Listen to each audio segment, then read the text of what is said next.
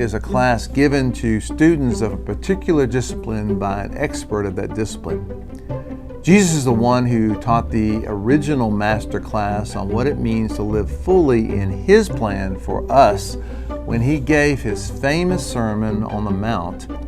It's not about how we ought to live as much as it is about how we were meant to live. Let the words of the Sermon on the Mount lead you straight to the Master Himself. Welcome back to another episode here on Viewpoints. I am your host, Jordan Voiles, and I'm here with Pastor Sean. He is our student pastor. Sean, how you doing? I'm doing good. It's been a few weeks in a row. I'm loving it. Yes. Yeah, we're kind of in this thing, you know. We've been doing a lot of episodes, but it's been fun. But Pastor John just got done teaching, and we're still in master class. Mm-hmm. He talked about how to love in real life. Yeah. And again, like we've talked about before this podcast, that we could go a month, 2 months talking about just the Sermon on the Mount series and what Jesus talked about. But today we want to talk about a little bit something interesting that I think that may annoy some people, but I think it's something that we should talk about as Christians. Agreed. Because I think we see it a lot. But it's keeping your promise, or promise keepers. People make a big deal out of promises, like pinky promises, sworn to secrecy. When people are sworn into office. Why do you think, or why is there so much emphasis on keeping your promise? Yeah, and it's like all those questions are conditional, right? Mm-hmm. Like, where did the pinky promise come from? It's like, well, because if you break your promise, you lose your pinky, right? Whenever you is that really why? I had no idea. I think so. I think that was part of it. All my fingers would be gone. Yeah. But I think what you just said actually touches on the why. Yeah. There's so much emphasis that we place on promises, and we up the stakes for people. Mm-hmm. That whenever we ask somebody if they can help us out with something, or if they're going to tell the truth in a situation, it's like we have to raise the stakes beyond just them keeping their word. And I think the big reason is that we know and we've experienced the hurt of a broken promise. Yeah. That whenever somebody says, yeah, hey, I'm going to be there for you, and then they aren't, we know what that feels like, and we've got experience with that. And so I think we put all these stakes on promises, and we put all these conditions on promises where, like, and you hear them all over the place, right? Yeah. Like if somebody's going to go and give testimony in a courtroom, right? They get sworn in before they give their testimony. We have people all over the place saying like, oh yeah, I swear on my life, I swear to God, I swear on my mama, like all these different like promises, these swears that people make. And it's really interesting the way that Jesus touches on this in Sermon on the Mount. I think is really powerful. In Matthew chapter 5, he talks about the importance of keeping an oath. And the whole Sermon on the Mount was kind of like following God 2.0, that hey, this is what you've heard, but this is what I'm telling you now. Like, this is really how this gets lived out. And so he says, do not swear an oath at all. Don't put an oath on anything. He says, don't swear by heaven, because that's God's throne. You don't have that. That's not yours to swear by. You can't swear by anything on the earth, because that's God's footstool. Like, that's not yours. It says, don't swear by Jerusalem, right? Like, this was very common in the time for Jewish culture, is like swearing by the holy city. And Jesus is saying, well, no, don't do that, because that's really God's city. And then don't swear on your life, because it's not yours. Like, you can't change the color of the hair on your head, so you can't offer your life in an oath. You can't offer your head in an oath. And what he says is so powerful. When he's talking about making a promise, all you need to say is simply yes or no. Anything beyond this comes from the evil one. And really what I think he's getting at is that broken trust. Right. Because who's the original liar? Yeah. It's Satan. Yeah. The original liar, the original breaker of trust. And so from that moment on, whenever Adam and Eve believed that lie and they stepped into that sin, and the whole world got broken, and there was a cost now because of that broken trust and those broken promises. But I think we put that stake over people's heads, or we expect people to make a promise based on something, to swear based on something.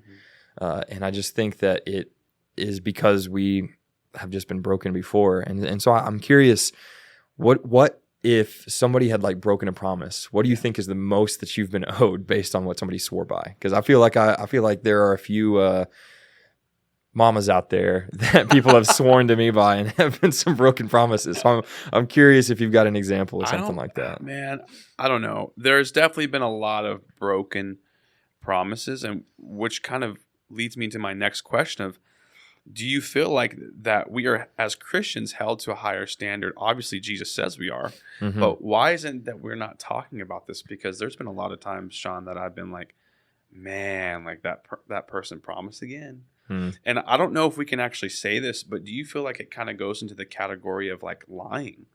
Do you feel like that could go into like, well, that's so and so. Yeah, he promised he's going to be there, but he's probably not. And so that's kind of where I want to touch a little bit on it too. How do you feel about that? Do you feel like that could go into that category of like, that person is just a liar? I can't trust him. Yeah, and I would say yes, and I think it's why Jesus makes it so clear that all you need to say is simply yes or no. And I think that saying yes or no isn't where the problem comes in. It's letting that yes mean yes. Because what happens whenever somebody falls through on a promise? Oh, I totally meant to be there for you. Oh, I totally meant to do that, but I had something come up.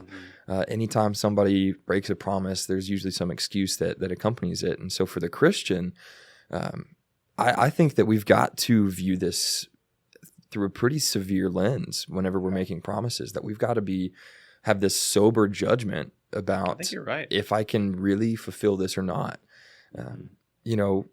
James, one of the letters in the New Testament, he wrote pretty much the same thing that Jesus was talking about in the Sermon on the Mount. It says, above all, my brethren, do not swear by heaven or by earth or with any other oath, but let your yes be yes and your no be no, lest you fall into judgment. And so right there, James is saying like, look, this is a big deal to God. A big deal. Yeah. That there's judgment at stake here, that this isn't just about intentions. This is about keeping your word and maintaining the trust. And the reason why I think it's so important is because if we're going to say I'm a Christian, what we're saying is I'm following Jesus, that my life is a reflection of Jesus's life, that I have been saved from my sins, that I have been clothed with his righteousness, and that I'm going to live by the example that he set and then join him in the resurrection life. Right? That's what we're saying whenever I'm a Christian. And so if I'm going to be following Jesus, then I've got to do what Jesus did and live how Jesus lived. And in 2 Corinthians chapter 1, verse 20, it says this. This is an amazing verse. There's songs written about this verse because it's so good. For no matter how many promises God has made, they are yes in Christ. And so through him, the amen is spoken by us to the glory of God. That God is promise keeper. And so if we're gonna live like Christ, we've got to be promise keepers. And where I think this really becomes a practical thing is you've got to just be honest. Yeah. I think this is an important boundary for people to learn how to set in their lives, and it's important judgment and discernment to have over your own capabilities. I think there can be pride that gets in the way of this. I think there can be even some well-intentioned yeses that are given. Right.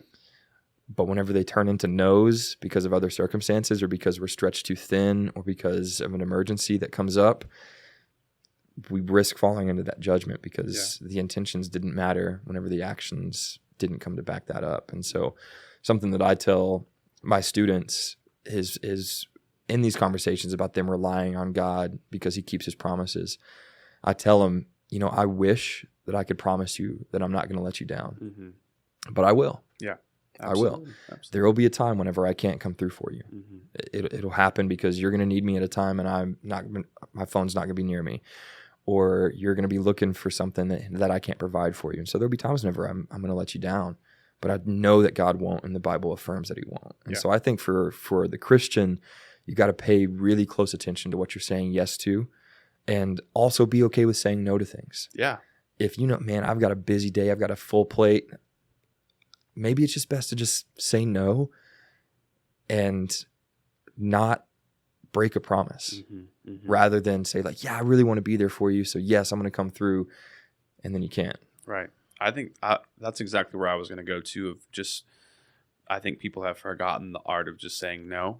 But I also think that people it almost becomes a lifestyle of going that they have a group of friends that they can say that to, but they don't understand if they say it to one person, it affects them differently when you don't follow through with that promise. Yeah. And so as Christians, I think we need to be more mindful of who, like you said, who we're saying yes and no, or maybe to.